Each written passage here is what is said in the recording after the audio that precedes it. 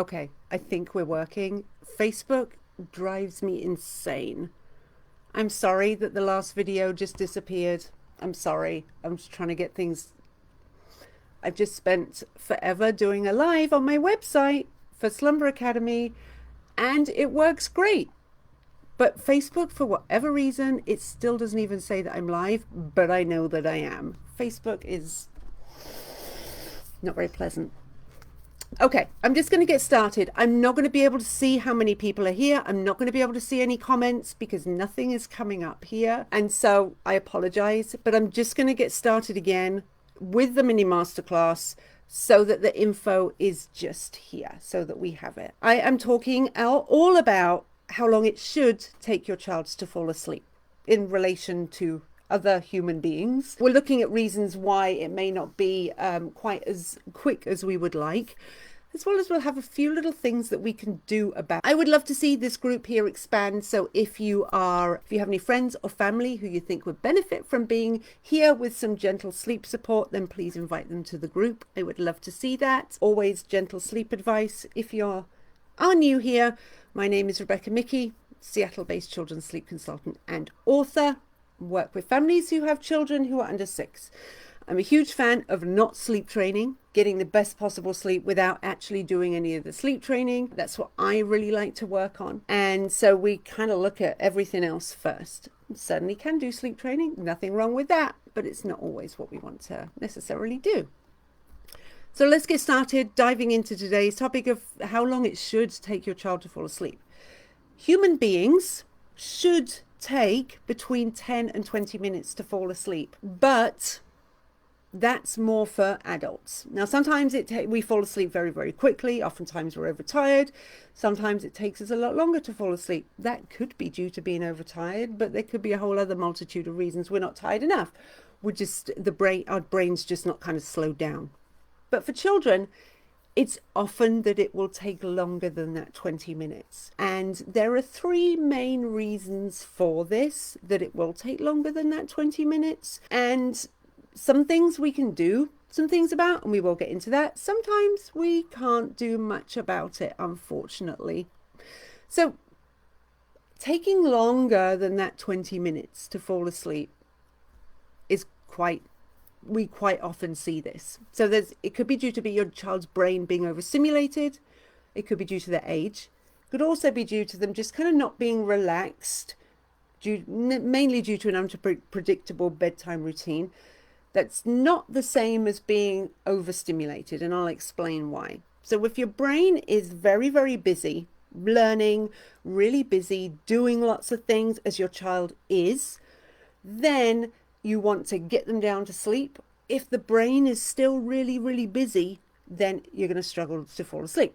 If you were at a circus and there's noises and bright lights and it's really overstimulating, you're not just going to be able to fall asleep, very quickly after you've finished with this. So think about how their brain is developing, how much they are learning, all of these things. Think about how much of this is going on in your child's life within this first 5 years. So much is so new. And a lot of things that maybe you wouldn't find overstimulating, your child will. Even right down to babies. We see this with infants. So if your child is 10 weeks old, we can still get the same level of overstimulation. Where with infants, especially if your child's brain is kind of getting overly stimulated, they can't look away. So if you ever see this kind of 1,000-yard stare, just kind of a blank stare, that's the brain getting overly stimulated because your child hasn't yet figured out the longer blink that you and I do when things are overly stimulating, or a glance away. We'll glance away and then come back to it. It gives our brain just a little bit of a break. And we'll kind of keep doing this if we find things really overly visually overstimulating. But your infant will not do this. They'll get this kind of blank stare and they're getting even more stimulated, overly stimulated, till the point where they may just kind of just get really upset because actually they're really overstimulated at that point. So you may see this with infants, but it can also be the case with if you have a 2-year-old or a 3-year-old, 4-year-old, it can be the same thing. The brain is just really busy all the time because they're learning so much. We kind of lose that as we get into adulthood, that desire to be learning so much and learning so much so quickly. And we as well know as adults that we may need to be kind of slowing down at nighttime. Before we're going to go down to sleep, we're generally not sort of really busy. We're spending our evenings kind of slowing down because we know that that will help us sleep. Your child, no, they just kind of like are on the go and they're just taking everything in, and their brain can be overly stimulated. So that's one reason why we see overstimulation. We can mean that your child's brain is just still really, really busy, really, really busy, and it just delays the whole falling asleep process. Another reason is your child's age. Procrastination at bedtime is a normal developmental stage. Unfortunately, I'm sorry. We'll often see this with some maybe as early as 18 months on, around 2-year-olds. This is where we definitely see it. 2-year-olds, if you've ever met a 2-year-old, you know that they're very opinionated. They are not afraid to let you know what they like and what they don't like. They've also now realized how to not go to sleep. They've got that part figured out. They know how not to go to sleep. And that could be, I shouldn't lay down and close my eyes. I shouldn't stop talking because if I stop talking, I might fall asleep. So they figured this out, how they can keep themselves awake. And they're really good at it, aren't they? I mean, if procrastination at bedtime was an Olympic sport, we'd have 2-year-olds doing it because they are just experts at this and they can just take it to a whole other level. Somebody posted in the group here that it took their 2-year-old, I think, 3 hours to fall asleep. Now that's kind of frustrating. But yeah, age is definitely part of this as well. Normal developmental stage is to take a long time to fall asleep. I'm going to go into how we can work on helping each of these as well once I'm done. So don't worry, I'm not just telling you what's going on and then not helping you with it. And then we also have then not relaxed due to an unpredictable bedtime routine most of the time. So a predictable bedtime routine is where we're doing the same thing in the same place in the same order. And what happens when we do this is the brain knows that sleep is coming because we got to that time and we're doing this, we're doing this, and we're doing this. And when we do these in the same order, then the brain knows that sleep is coming. When the brain knows that sleep is coming, it's then able to start falling asleep. It's already doing what it needs to do. We're not even thinking about it, but it already is beginning to do what it needs to do to fall asleep. So it's the benefit of that routine. If we have unpredictability in that routine, that could be the order that we do things, where we do things. It changes each night, even the timing that it starts. That's then not relaxing. And so your child then has to do the relaxing part before falling asleep when they're laying down in bed. So if they can do the relaxing part before they even get to bed, that's going to make falling asleep a little bit easier. So predictability of the routine there. So how can we help? How can we help with these things? So we want to, with overstimulation, if your child is overstimulated, let's see if we can work on relaxing their brain a little bit before going to sleep.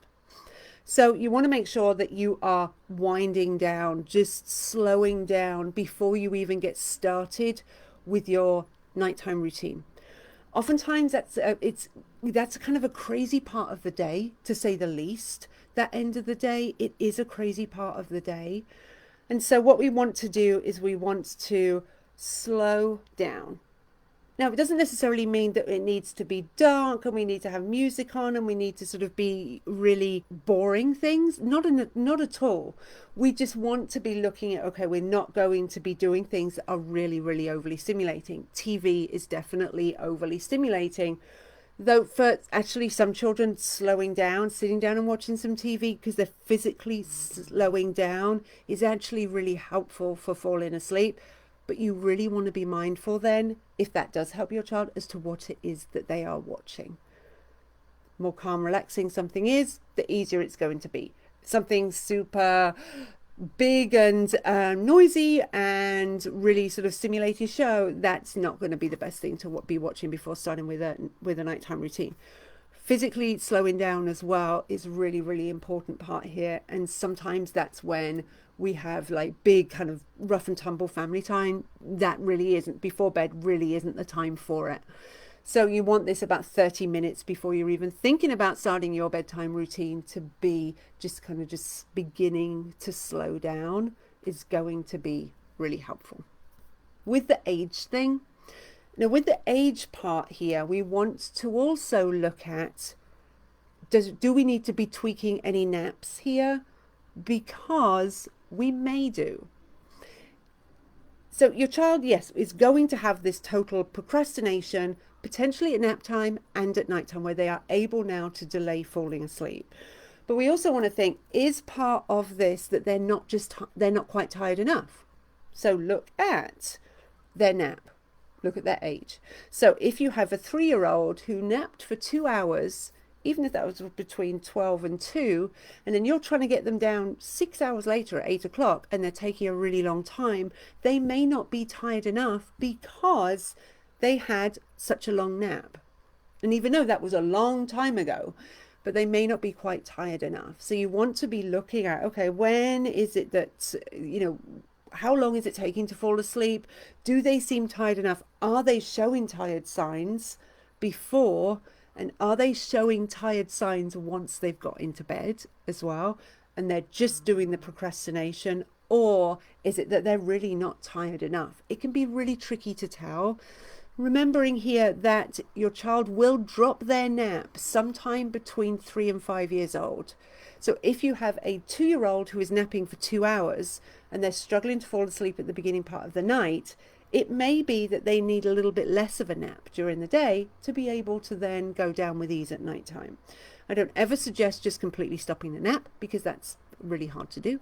But I do suggest then that you slowly reduce that down. So that may be an option as well, reducing down the nap. But if your child is just procrastinating, the best thing to do is just to leave them to get on with it. Just let them do it. It's okay. It takes a long time for them to fall asleep. Yep. But it's okay for them to do that. You may find playing some music or playing a sleep meditation will help speed that up a little bit. Giving them something to be thinking, something to be paying attention to that is going to help them to fall asleep may really help. But just let them get on with it. It is a problem if you need to be in the room with your child whilst they fall asleep. That maybe is a problem because you're potentially in the room for hours. Kind of something different. That's that your child is needing you in the room to fall asleep. They're not doing what they normally do, procrastinating, taking a long time to fall asleep. And the hard part here is that you need to be there. So working on getting you less involved, they're still going to take a long time to fall asleep, but working on getting you less involved and them more independent, that will help with that. And then they're not relaxed due to that unpredictable routine. So best thing to do here is to get a really predictable routine. Your bedtime routine should be where you're doing the same thing in the same place in the same order, so that your child's brain knows that sleep is coming. When they know that sleep is coming, then the brain is beginning to relax and it's beginning to unwind, because this is just what happens when we have the predictability. The same way as if we are doing certain things before we eat. We do the same thing, get the table ready or do certain things. Then we know that food's coming and we're getting ready to digest and we're getting ready to eat. Same thing with sleep. If we got this predictability, the brain knows that sleep's coming and it's beginning to relax and unwind a little more. And it's then getting ready to fall asleep. And it may mean that actually that your child's brain is beginning to fall asleep even before you finish your routine. It doesn't mean that they're closing their eyes falling asleep, but it's doing what it needs to do to fall asleep. So your routine should be between 30 and 45 minutes and predictable. Same thing, same place, same order every single night. You don't need to read the same books, but you need to read them in the same place. You don't need to sing the same songs, but you need to sing them in the same place. We need this kind of predictability here, and you need to do these things in the same order every single night. That is going to help your child to be able to fall asleep a little more, a little quicker. A lot of the time we're dealing with the age thing, unfortunately. Unfortunately, I cannot see if any questions have come in because it still doesn't think that it's gone live for whatever reason. I have such a love-hate relationship with Facebook. So often it does really weird stuff like this. Let's see if we can kind of get this figured out. If you are struggling with sleep and you are looking for some support, I would love to help you. You should check out Slumber Academy. It's going to be the best place for you to get all sorts of sleep support. We kind of have everything covered, including procrastination at bedtime, where we have a masterclass that goes really in depth to figuring everything out and getting your child to be falling asleep as quickly as possible. We also go really in depth into, do you need to be with your toddler whilst they fall asleep, and working on getting you much less involved, very, very gently, never leaving your child to cry it out. We have a masterclass, in-depth masterclass in Slumber Academy all about that. So I strongly suggest that you head over to slumberacademy.com and check that out. I will be back, hopefully with things working a little smoother next week. Same day, same time. I will be setting up the event, and I'll invite everyone to the event. I'll also be popping it in my weekly email, so make sure that you're on the email list so that you get that email seeing what next week's topic